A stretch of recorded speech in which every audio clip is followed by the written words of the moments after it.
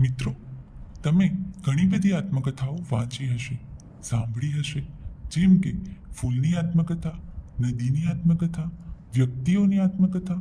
પરંતુ આજે યુઈઈ એટલે કે શહેરી સ્થાનિક પર્યાવરણ અને HICના સભ્યો દ્વારા એક કચરાને પણ પોતાની આપવીતી કહેવાનો મોકો મળ્યો છે.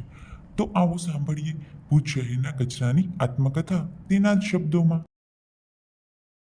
કેમ છો ભુજ શહેરના રહેવાસીઓ? મારું નામ કચરો.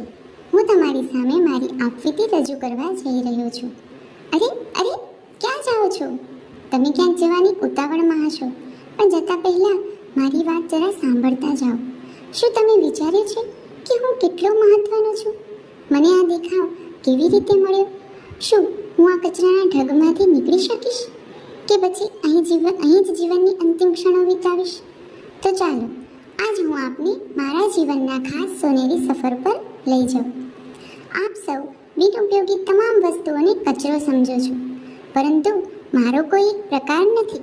હું ઘન, જોખમી, પાણીજન્ય અને બાંધકામમાંથી નીકળતો કચરો એમ જુદા જુદા પ્રકારે જોવા મળું છું. લોકો મને જે સ્વરૂપમાં ઢાળે તેમાં હું ઢળી જાઉં છું. મારા અનેક સ્વરૂપોમાંથી અમુક સ્વરૂપની આપવીતી હું તમને જણાવું છું. હું ભુજ શહેરના વાણિયાવાડ વિસ્તારમાં આવેલ ઘર સંસાર મોલમાં સરસ મજાની એસીની હવા ખાઈ રહ્યો હતો. ત્યાં પ્લાસ્ટિકમાંથી બનેલા અનેક મારા મિત્રો હતા. એક ગીતાબેન નામના બેન આવ્યા. એમને મને ત્યાંથી ઉપાડ્યો. મારો લીલો રંગ એમને બહુ ગમ્યો. હું છું પ્લાસ્ટિકની છાબડી. મને ઘરે લઈ આવ્યા બાદ મારી અંદર બટેકાને રાખવામાં આવ્યા, અને બાજુમાં સરસ મજાના ચમકતા નવા જ કાચના ગ્લાસ પણ હતા. અમારી મૈત્રી ખાસ થઈ ગઈ. રોજ વાતો કરતા અને મજાક મસ્તી પણ મજાની. હું અને બટેકા હંમેશા મજાક કરતા કે આ કાચના ગ્લાસનું તો આપણા કરતાં પણ વિશેષ મહત્વ છે. પણ એક દિવસ અચાનક બન્યું કંઈક એવું કે નાનો તમારા જેવો જ એક છોકરો ઉત્સાહ સાથે આવ્યો અને મારા મિત્ર ગ્લાસને ઉપાડીને એમાં શરબત પીવા ગયો. અરે આ શું? અચાનક એના હાથમાંથી ગ્લાસ છૂટ્યો અને જમીન પર પડતા ટુકડે ટુકડા થઈ ગયા. તરત મમ્મી દોડીને આવ્યા અને છોકરાને દૂર કર્યો.